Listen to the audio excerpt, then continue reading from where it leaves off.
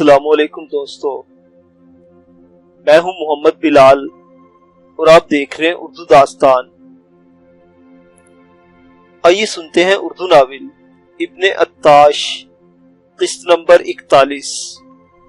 جو رات کی تاریکی بڑھتی گئی، تو خستہ حال دیوانے شخص کی زبان تیز ہوتی گئی۔ ایسا لگتا تھا جیسے اس نے سب کچھ ازبر کر رکھا ہو۔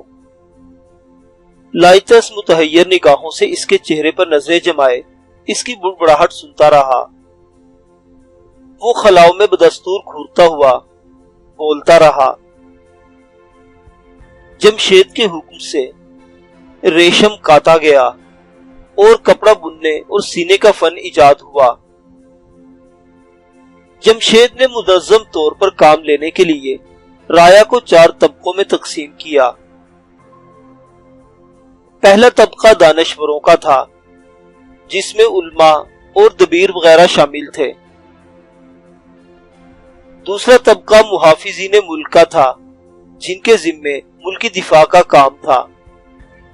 تیسرا طبقہ زراعت پیشہ لوگوں کا تھا اور چوتھا صناعوں کا۔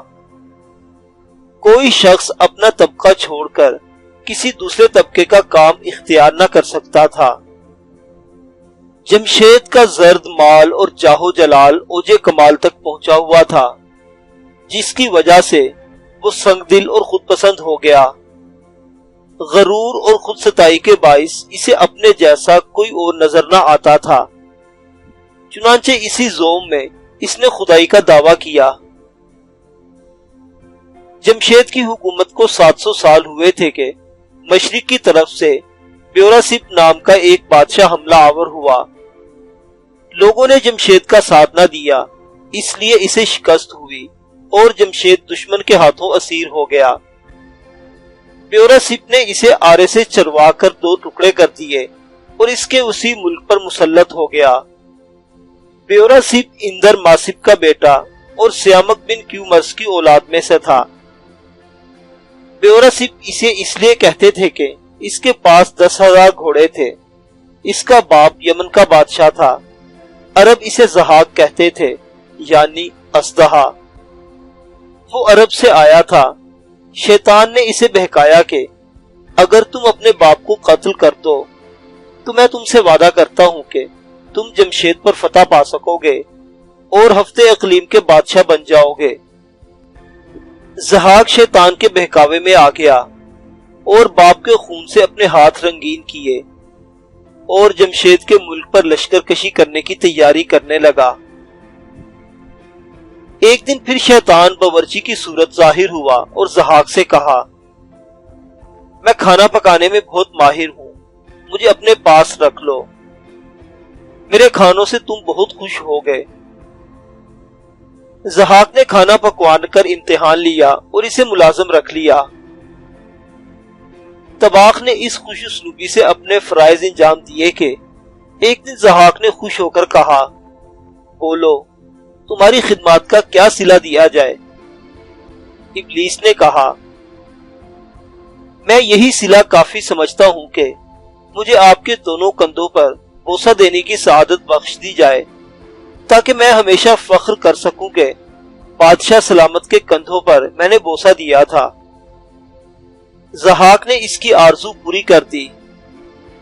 ابلیس نے کندھوں کو چوما اور اپنا جادو پھونک دیا، جس سے اس کے دونوں کندھوں پر 2 کالے سانپ ابھر آئے۔ بہر چند ان سانپوں کو کاٹا جاتا وہ پھر ابھر آتے۔ ان کی وجہ سے وہ سخت تکلیف میں مبتلا تھا۔ وہ جادو کا عمل بھی جانتا تھا۔ جادو کے زور سے ہی اس نے دنیا پر حکومت کی۔ وہ اپنے کندھے کے سانپوں کو اپنی قبا سے ڈھانپ کر رکھتا۔ کبھی وہ کندھوں سے کپڑا اتارتا تو سانپ لہراتے ہوئے نظر آتے۔ اس نے 1000 سال تک حکومت کی۔ وہ ظالم تھا اور لوگ اس سے ہراساں تھے۔ 800 برس گزرنے پر اس کے کندھوں کے ابھرے ہوئے سانپ زخمی ہو گئے۔ وہ سخت بے قرار رہنے لگا۔ طرح طرح کے علاج کروائے، لیکن زخم اچھے نہ ہوئے۔ آخر ایک رات خواب میں دیکھا کوئی شخص کہہ رہا تھا کہ ان زخموں کا علاج انسانوں کے مغزوں سے کرو۔ دوسرے دن اس نے ایک انسان کا مغز نکال کر زخموں پر لگایا تو درد میں افاقہ ہو گیا۔ اس روز سے یہ معمول ہو گیا کہ گلی کوچوں سے 2 آدمیوں کو پکڑ کر لاتے، انہیں مار کر ان کے مغز زخموں پر رکھے جاتے۔ یہ سلسلہ 200 برس تک جاری رہا۔ ضحاک کی سفاکانہ حکومت کو 1000 سال گزرے تھے کہ اصفہان کے ایک لوہار کعوہ کے 2 بیٹوں نے حاکم اصفہان نے پکڑ کر ضحاک کے پاس بھیج دیا۔ بیٹوں کے قتل کی خبر اسے ملی تو سخت رنج ہوا۔ وہ شہر آیا اور ضحاک کے ظلم و ستم کے خلاف عوام کو ابھارا۔ وہ اپنی دھونکنی کی ایک لکڑی سے ہاتھ باندھ کر فضا میں بلند کرتا اور کہتا، یہ آزادی کا علم ہے۔ جو لوگ ضحاک کے خونی پنجوں سے رہائی پانا چاہتے ہیں وہ اس کے جھنڈے تلے جمع ہو جائیں۔ جھنڈے کو اس نے موتیوں سے آراستہ کیا تھا، جس کی وجہ سے اس کے جھنڈے کا نام درفش کاویانی پڑ گیا۔ ضحاک کے دسترخوان کا ایک سالار مقرر کیا گیا۔ وہ انسانوں کے مغز حاصل کرنے کا فرض اس کے ذمہ تھا۔ وہ اپنا فرض تو ادا کرتا رہا، لیکن انسانوں کے ناحق خون سے اس کا دل جلتا رہا۔ اس لیے وہ ایک آدمی کو مار کر اس کا مغز نکال لیتا، لیکن دوسرے کو رات کی تاریکی میں آزاد کر دیتا اور کہیں پہاڑوں میں نکل جانے کو کہتا تاکہ کوئی اسے دیکھ نہ سکے۔ جو لوگ بچ کر نکلے اور پہاڑوں میں بیابانوں میں جا کر رہنے لگے، کرد کہلانے لگے۔ کعوہ لوگوں کو ابھارتا رہا کہ انسان کشی کے اس دور کو کب تک برداشت کرو گے؟ میرا ساتھ دو کہ ہم سب مل کر اس ظلم و ستم سے نجات حاصل کریں۔ لوگ جوک در جوک اس کے جھنڈے تلے جمع ہونے لگے۔ آخر کعوہ نے بپھرے ہوئے ہجوم کو ساتھ لے کر اصفہان پر حملہ کیا اور حاکم اصفہان کو پکڑ کر قتل کر دیا۔ شہر پر حریت پسندوں کا قبضہ ہو گیا۔ شہر پر حریت پسندوں کا قبضہ ہو گیا۔ کعوہ نے سرکاری خزانہ حاصل کر کے سارا زرد مال لوگوں میں تقسیم کر دیا۔ اس کے بعد کعوہ نے اہواز کا رخ کیا۔ یہاں بھی ضحاک کے خلاف لوگوں کو ابھارا۔ اہل اہواز نے بھی اس کا ساتھ دیا اور یہاں کا حاکم بھی تہہ تیغ ہوا اور شہر پر کعوہ کا قبضہ ہو گیا۔ وہ جہاں جاتے لوگ اسے نجات دہندہ سمجھ کر ان کا خیر مقدم کرتے اور ضحاک کے حکام کو اپنے انتقام کا نشانہ بناتے۔ ضحاک اس وقت طبرستان میں تھا۔ عوام کی بغاوت سے آگاہ ہوا تو باغی کعوہ سے جنگ کرنے کے لیے اپنا لشکر بھیجا، لیکن ضحاک کا بددل لشکر سامنے ٹھہر نہ سکا۔ کعوہ فتوحات حاصل کرتا رہا، آخر رے پہنچ گیا۔ اہل رے کو کعوہ نے کہا، اب ہم ضحاک کے نزدیک پہنچ گئے ہیں۔ اگر اس نے ہمیں شکست دے دی تو لوگ اس کے جور و ستم کا نشانہ بنتے رہیں گے، اور اگر ہم اسے ہلاک کرنے میں کامیاب ہو گئے تو ملک ہمارا ہوگا اور ظلم و ستم کا خاتمہ ہو جائے گا۔ تم جسے چاہو بادشاہ بنا لینا، لیکن ملک ضحاک سے بچانے میں میری مدد کرو۔ ضحاک یعنی بیوراسپ کو بتایا گیا تھا کہ جمشید کی نسل سے ایک شخص باقی ہے جس کا نام فریدون ہے۔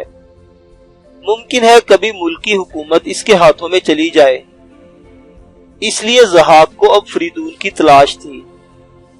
فریدون جان بچانے کے لیے مارا مارا پھرتا رہا۔ وہ طبرستان گیا تو ضحاک اس کے پیچھے طبرستان پہنچا۔ فریدون یہاں سے نکل کر رے چلا آیا۔ کعوہ نے سنا کہ شاہی خاندان کا ایک فرد فریدون رے میں ہے تو اس کی خوشی کا کوئی ٹھکانہ نہ رہا۔ اس نے فریدون کو تلاش کر کے درفش کاویانی اس کے سپرد کر دیا اور ضحاک سے جنگ کرنے کو کہا۔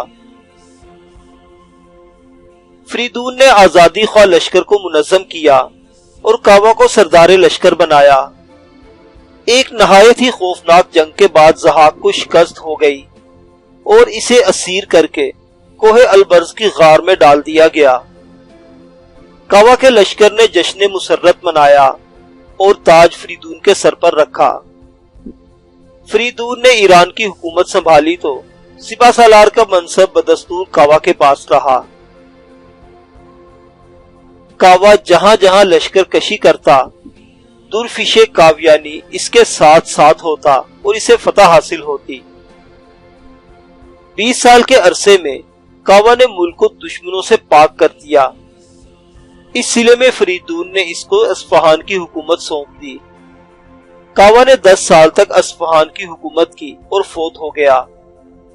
اس کے بعد اصفہان کی حکومت اس کے خاندان میں چل پڑی۔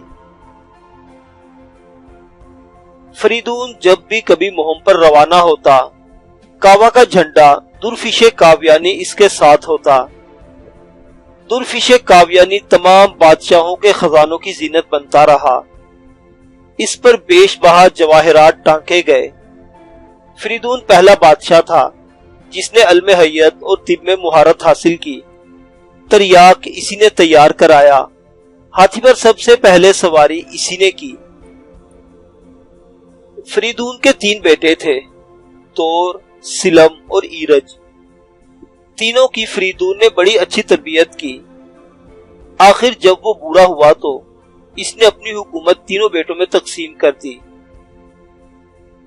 ملک روم، ایشیائی کوچک اور دوسرے مغربی ممالک سلم کو دیے اور اسے قیصر کا لقب دیا۔ مشرقی ممالک جو ترکستان، خزران اور چین پر مشتمل تھے، تور کو ملے اور اسے فغفور کا لقب عطا ہوا۔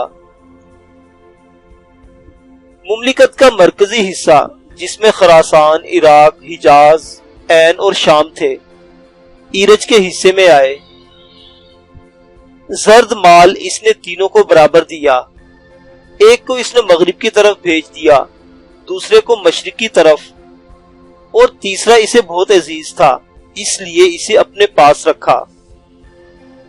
رسمی طور پر تو وہ خود ہی بادشاہ رہا، لیکن خزانہ، لشکر اور حکومت کا اختیار ایرج کو دے دیا۔ سلم اور تور اس تقسیم سے سخت غیر مطمئن تھے۔ ایک تو وہ پہاڑی علاقوں سے محروم ہوئے اور دوسرے ملکی خزانوں سے بے تعلق ہو بیٹھے، اس لیے ایرج کے خلاف ان کے دل میں کینہ بڑھ گیا۔ دونوں بھائی ایک لشکر جرار لے کر آذربائیجان آ گئے اور ایلچی بھیج کر باپ سے اس غیر منصفانہ تقسیم کی شکایت کرنا چاہی۔ ایلچی فریدون کے دربار میں پہنچے اور شہزادوں کا پیغام کہہ سنایا، جس پر وہ سخت برا فوختہ ہوا اور انہیں ملک اور قوم کا باغی قرار دیا اور ایرج کو کہلا بھیجا کہ طور پر اور سلم نے تمہارے خلاف اعلان جنگ کیا ہے۔ اب مناسب یہ ہے کہ تم بھی ان کی سرکوبی کے لیے لشکر کشی کرو۔ ایرج نے آداب بجا لا کر کہا، مجھے حکم کی تعمیل میں تو عذر نہیں، لیکن بھائیوں کے خلاف جنگ کرنے سے ملک میں انقلاب آ جائے گا، خون کی ندیاں بہہ جائیں گی اور ملک کو بدبختی سے دوچار ہونا پڑے گا۔ بڑے بھائیوں کو مجھ پر فوقیت حاصل ہے، اس لیے اگر اجازت ہو آذربائیجان جا کر ان سے ملوں، ان کی دل جوئی کروں اور ان کے دلوں کی بدگمانی دور کروں۔ فریدون اسے مصلحت کے خلاف سمجھتا تھا، لیکن اس کے باوجود اس نے ایرج کو جانے کی اجازت دے دی۔ آخر وہ آذربائیجان گیا۔ بھائیوں کو اس کی آمد کی اطلاع ہوئی تو انہوں نے اس کا خیر مقدم کیا اور اسے خیمے میں لے گئے۔ ایرج بھائیوں کے لیے جو جواہرات بطور تحفہ لایا تھا پیش کیے، لیکن انہوں نے جب دیکھا کہ اب ایرج پر ان کا پورا قابو ہے تو اس کا سر کاٹ کر فریدون کو بھیج دیا۔ یہ ہے وہ سر جس کو ایران کا تاج پہنانے کے لیے آپ نے ہم پر ترجیح دی تھی۔ فریدون کو ایرج کے مارے جانے کا سخت صدمہ ہوا اور اس عظیم بدبختی پر گریہ ازاری کرتا رہا۔ پہلے تو وہ چاہتا تھا کہ ایرج کے حق میں دستبردار ہو جائے، لیکن اب وہ اپنی درازی عمر کی دعائیں مانگنے لگا۔ وہ چاہتا تھا کہ ایرج کا بیٹا جوان ہو کر اس کی آنکھوں کے سامنے باپ کا انتقام لے۔ ادھر ایرج کے قتل کی خبر ملک کے دور و عرض میں پہنچی تو اس کی ملکہ ماں آفریدی نے بیٹے کو جنم دیا۔ اس کا نام منوچہر رکھا گیا۔ فریدون کی خوشی کی انتہا نہ رہی۔ اس نے اپنے پوتے کی تربیت کے لیے لائق ترین اتالیق مقرر کیے تاکہ وہ ہر طرح سے مؤدب اور مہذب ہو اور فرع عزتی حاصل کرنے کے لائق ہو سکے۔ فریدون نے منوچہر کو اپنا ولی عہد اور جانشین مقرر کیا۔ فریدون نے جس طرح ایرج کو بھائیوں کے مقابلے پر بھیجنا چاہا تھا، اسی طرح اب منوچہر کو چچاؤں سے انتقام لینے کے لیے تیار کیا۔ منوچہر نے بہت بڑا لشکر تیار کیا اور کاوا کے بیٹے کارن کو سالار بنا کر لشکر کشی کی۔ تور اور سلم نے سنا تو وہ سخت مضطرب ہوئے اور اپنا اپنا لشکر لیے ہوئے آذربائیجان پہنچ گئے۔ بھتیجے اور چچاؤں کے لشکر آمنے سامنے ہوئے۔ دونوں اطراف سے تیروں کی بوچھاڑ ہونے لگی۔ ایسا معلوم ہوتا تھا کہ فضا تیروں کی وجہ سے تاریک ہو گئی ہے۔ پھر نیزے چلنے لگے، پھر تن بتن کھڑے ہو کر ایک دوسرے پر گرز برسانے لگے۔ آخر تور اور سلم دونوں نے شکست کھائی اور ان کے لشکر منتشر ہو گئے۔ منوچہر نے چچاؤں کو اسیر کر کے ان کے سر قلم کیے اور فریدون کے پاس بھیج دیے اور اس طرح اپنے باپ کا انتقام لے لیا۔ منوچہر نے بڑے عدل و انصاف سے حکومت کی، زمینوں کو آباد کرایا، نئی نئی بستیاں بسائیں۔ یہ وہ پہلا شخص ہے جس نے شہروں کے ارد گرد حفاظت کی غرض سے خندقیں کھدوائیں تاکہ دشمن کے حملوں کا سدباب ہو سکے۔ طویل مدت گزرنے کے بعد تور کے خاندان سے ایک شخص افراسیاب بن سنگ بادشاہ بنا تو اس نے تور کے خون کا بدلہ لینا چاہا۔ اس کی مملکت چین و ماچین تک پھیلی تھی۔ اس نے ملک کے طول و عرض سے حشرات الارض کی مانند لشکر فراہم کیا اور منوچہر کی مملکت پر لشکر کشی کی۔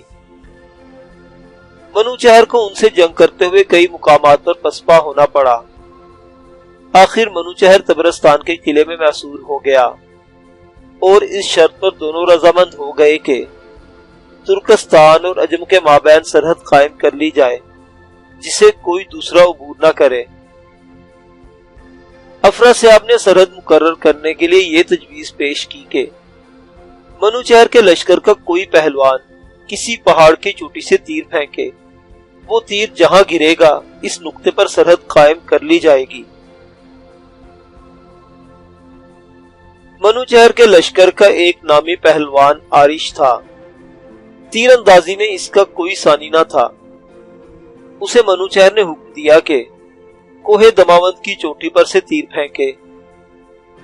آرش نے اس زور سے تیر پھینکا کہ طبرستان، گورگان، نیشاپور، سرخس اور مرو کے بیابانوں سے پرواز کرتا ہوا جیہوں کے کنارے جا گرا۔